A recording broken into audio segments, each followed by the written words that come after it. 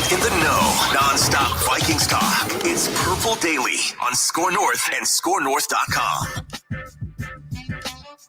Rick Spielman and Zim have identified so many great players that we have here on offense, and we have to do our best to utilize the talents of everybody. Dalvin's success opens up holes for Justin and Adam, and the offensive line blocking their tail off helps us out in the play pass game, and obviously in drop back situations on third down. It's a team effort, but you really get to see the talents of each individual player when their partner has success. That was Clint Kubiak, new Vikings offensive coordinator, basically just listing like all the different weapons and things that he has to toy with on offense. And so we thought, you know what, we've been doing sort of sporadic looks at who the Vikings might draft, either to help bolster the offense or get the Vikings to get back into contention on Purple Daily. Phil Mackey, Judd Zulgad, and Declan Goff.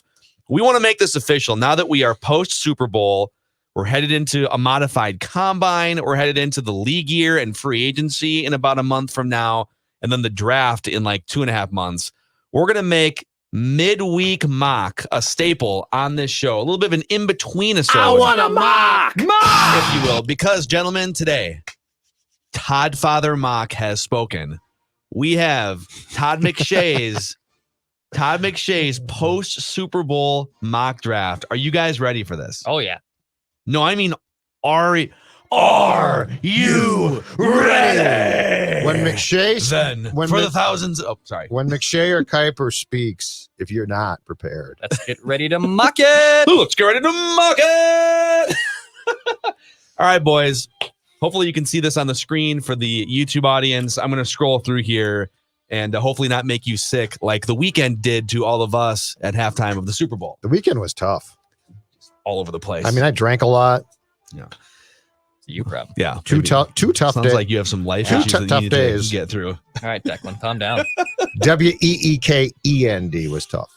All right, let's start out with pick number 1 here. Jacksonville Jaguars taking Trevor Lawrence. No surprise there, right? Yep. Yeah, let's get the good stuff. Ooh, the New York Jets taking the BYU kid, Zach Wilson. 2 quarterbacks off the board. That bowl game back to back might have potentially upped his stock a lot that last game they played. We have a trade with Carolina moving up the board for the number 3 pick, and they take a quarterback, Trey Lance. Wait, he's got an explanation Trey for Lance. He's got an explanation for the trade, and then he's got the look at that. Oh, he takes a shot at Kuiper. By God. He takes a shot at Kuiper. He says, okay, my guy, Mel Kiper Jr., waived the no trade clause on our mocks, so let's have at it. The Panthers, here's the funny thing, all right? So Kuiper is very serious. He's the Godfather mock, and we've got the Todd Father mock. He's made millions off of this idea. But he knows it's very easy to be wrong on mock drafts, and you don't want to be even more wrong by predicting trades, right? And Todd McShay's like, screw that.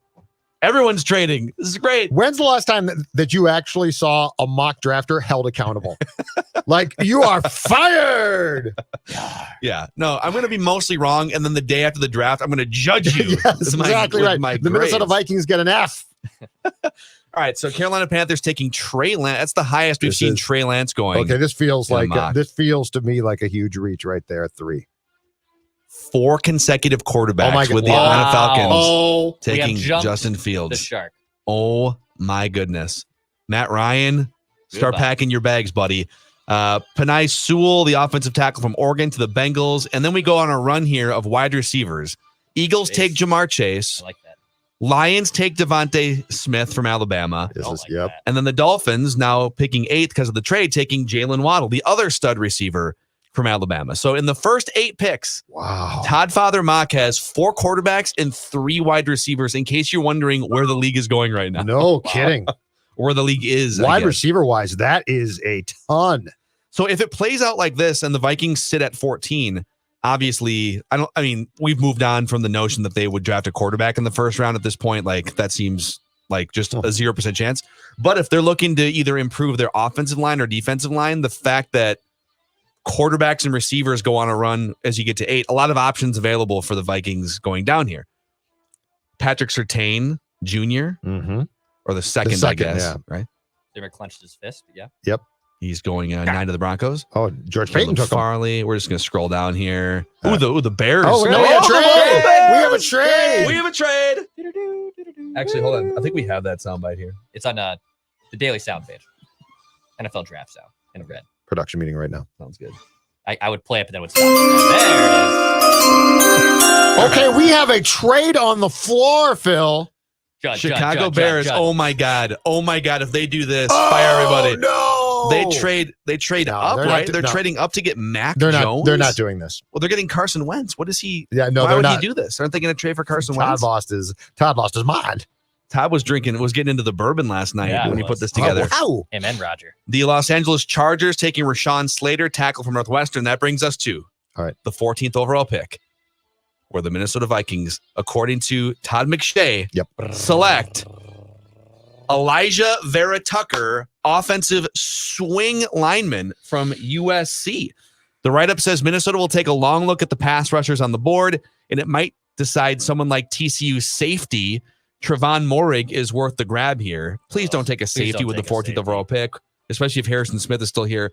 But the Vikings offense starts with a good zone blocking scheme, and Vera-Tucker excels there with a feel for angles and blocking at the second level. I like how Ezra Cleveland, last year's second rounder, has fit into the Minnesota offensive line puzzle, but more help is needed in protecting quarterback Kirk Cousins. So he would just slide in, it sounds like, to left guard, right? I mean, assuming that Riley Reif. Assuming Reif returns. If he doesn't back. return, it might be Ezra Cleveland at left tackle and this kid at left guard.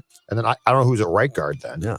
And so there it is, Elijah Vera-Tucker. And just out of curiosity, like, because the New England Patriots are always interesting, they've got Micah Parsons from Penn State, the linebacker, going to the New England Patriots. So, gentlemen, that is your Todd Father mock post Super Bowl. What are your thoughts if it plays out like that? I just had some Matt Khalil flashback, and so I'm not doing well. Sorry to hear that. I'm not exactly feeling well right now because you're taking a potential tackle from Southern Cal, which worries me a little bit.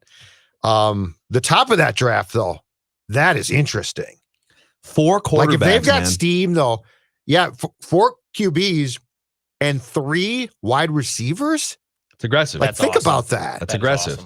Awesome. It's aggressive. I think, man, I would love if one of those 3 receivers fell to 14. That's what I was going to. But you need offensive line help so bad. If one does, what do you do? I take them. The receiver. Those 3 receivers, the 2 Alabama kids and Jamar Chase. Yep. I'm just saying, don't even tempt me. They better be off the board by 14. So if one of those guys is on the board at 14. Okay, what if they're there and somebody comes to you about a trade that gets you a second round pick back? And you have to slide back first round. Yep. Right. Okay, then I would. All right. And then you can get I would entertain that too. Because then you could maybe get an offensive lineman. It's such a luxury, but at the same time, like you can find a league average guard somewhere for money that's not going to break the bank, either in the 3rd round or you can find a better guard than Dakota Dozier somewhere other than the 1st round. You can find one in my house. My Stella can block more than he can, unfortunately. And then the question becomes, again, this is only if one of those guys is still on the board. Right. Then the question becomes, if there's an elite edge rusher that improves your defensive line and gets it back to where Mike Zimmer wants it, right? Is that going to help your team more than adding another unstoppable weapon offensively? But think about the way that you probably wouldn't use that much anyways because you like to pound the rock. No, I know, but let's say that Clint Kubiak convinces him to change his mind. Oh my God, you got Jefferson, Thielen, and one of those 3. Yeah, and it wouldn't and when you say change his mind, I don't think it's about overhauling. Like, obviously he's going to run the Kubiak system, and obviously Dalvin Cook's going to get his. Throwing the football. What we're talking about is like an extra 3 to 4 times a game in situations where you would ordinarily just knee jerk run the ball on 2nd and short, or on 3rd and short, or on 2nd and long. Like I said, 2 or 3. How about like extra 4 or 5 times a game? An extra 4 or 5 times a game, you unleash 2 extra targets to Jefferson over here, extra targets. You're replacing the BB targets and the BC Johnson targets with a Jamar Chase. Like, how do you defend that too? 3 deep, baby. You don't. No, but I'm saying, like, what happened in '98? And Kirk Cousins is a better quarterback than Randall Cunningham. Randall Cunningham, by the time he got to the Vikings, was literally just throwing bombs to Randy Moss. Do that nice deep ball. That's right. Yeah. So, I got more news for you too. That's not the only mock we're going to have on today's show, because I have found not a 1.0, not a 2.0, not a 3, 4, or 5.0. I have found a foxsports.com they're already up to 6.0 on foxsports.com. How did we miss the first 5? I think we did one. I think we might have done one of them. I think we did like Jason 2.0 or something. Right. All right. All right. Let's fire this back up here. Okay. Number 1 overall. Oh, graphics too. Like nice graphics. This is very well produced. There you go. There we go. Okay. The Jacksonville Jaguars taking Trevor Lawrence. Not surprising. Throwing on Friday, correct? The graphics are going to spoil the next picks here. They've got Zach Wilson also. So much swag. Why do you have to throw, by the way? Like, if you're Trevor Lawrence, what is the point of throwing? He's going to throw, and then he's going to have surgery on his non-throwing arm. But if you're him, you're locked into the number 1 overall pick. I don't know. What if you just like have a weird day throwing? Like, there's only downside, right? No, it's just kind of weird. I don't understand. All right, Zach Wilson going number 2. My God, what happened? I mean, this was our guy. He was a secret. It was so secretive. He was known as the BYU kid. Yeah, and now his name's out. Stud quarterbacks. Once you get past the obscure bowl games and things and get into the actual evaluation process, these guys can't hide. Remember who reviewed him first? And then you were on this kid first. And you were talking to scouts? Yeah, I had COVID and I started scouting Zach Wilson. It was one of the only benefits, if not the only benefit, of getting COVID. Yeah. No, I'm sure there was more before that when you got COVID. That's true. All right, Penei Sewell going number 3 to the Dolphins here, not making a trade. And then we go down. I'm going to go kind of fast here. Kwity Paye to the Falcons. You're doing a disservice to this mock draft. Kyle Pitts. What are you doing? No more quarterbacks here, apparently. I really like the pictures. Jamar Chase to the Eagles at 6. They always need weapons. And there's Trey Lance going in the division to the Detroit Lions. Good riddance. Playing with Dan Campbell and competing with Jared Goff. Kneecapping people. Then the Panthers drafting Justin Fields. Ooh, Justin Fields really dropping. Let's see here. Greg Rousseau, the edge rusher from Miami, going to the Broncos. Who had the Vikings taking him in a mock draft we did? I don't remember. Someone did. Yeah. Rashawn Slater, the offensive lineman from Northwestern, going to the Cowboys at 10. I'm going to skip here. Let's just go right to the Vikings here. Let's just get right to it. All right. Jeremiah owusu-koramoah, linebacker from my Notre Dame. Fighting Irish. No. You hate it. No. It's worse than a safety. Another linebacker? No. In the first round? You got to be kidding me. All right, here's the write-up. So last year he had a sack and a half, 55 tackles. He's a good linebacker, but ACC Defensive Player of the Year, can do it all. Similar to Isaiah Simmons, the Clemson linebacker who played all over for Arizona as a rookie. He'll be a stellar addition to Mike Zimmer's defense. Here's the thing, okay? If you're going to do this, Anthony Barr can't be on the roster. Well, but it means you're saying goodbye to Anthony Barr and Eric Wilson. If you sure, make this but there's no, or you trade Eric Kendricks. If you are going to say goodbye to them, you're still not doing that. You're not using your first round pick on a linebacker. No, you need interior defensive line help. You need, if you can find a guy that can rush off the right edge. You need help in a lot of places, and you're telling me that you're going to take a linebacker? Yeah, it seems like an odd pick. I want a mock.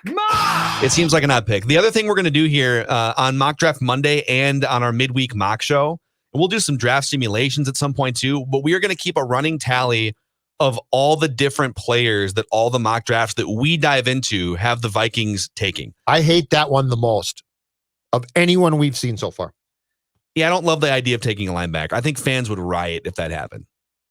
I'll lead them. I think it'd be a problem, especially if there's a couple receivers on the board that, you know, I'll if one of the Alabama kids is on the board and you take a linebacker, I don't know. Yeah, I'm with you. Just get your offense. I would trade back before I took it. If Zim said you have to take that position, I'd say then we're trading back, Mike, and I'm getting a second round pick. Now go sit down. And here's the other thing too, like your defense is going to get better by just getting healthy guys back. Yes. So like just getting Danielle Hunter back is going to make your defense better. If you have a chance to take your offense from, let's say, like fringe top 10, they were 11th in scoring. Sure. From like, and I think they were 8th or 9th in Football Outsiders DVOA. If you can get it to second by adding an absolute stud receiver or an offensive lineman that's going to take it to the next level, I think you should aim there.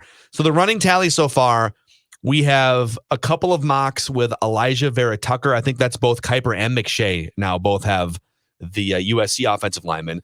Christian Barmore has been spotted twice in mock drafts, the defensive lineman from Alabama. Jamar Chase in one, Kwity Paye in one, the Notre Dame linebacker from one, and then the Miami edge rusher, Gregory Rousseau. And that's our running tally so far.